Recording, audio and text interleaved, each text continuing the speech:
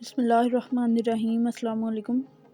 ڈول بینڈ اور باجا، بیٹے کی برات گھر کے دروازے پر تھی مگر خوشی مناتے ہوئے ماں انتقال کر گئی۔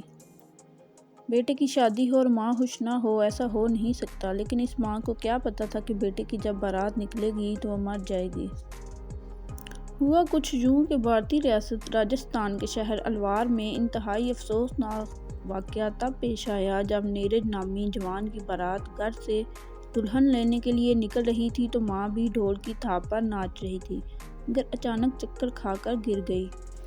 سوشل میڈیا پر مقبول اس ویڈیو میں دیکھا جا سکتا ہے کہ 55 سالہ عورت جب چکر کھا کر گرتی ہے تو سب مل کر اسے ہسپتال لے جاتے ہیں، جہاں ڈاکٹروں نے ان کی موت کی تصدیق کر دی۔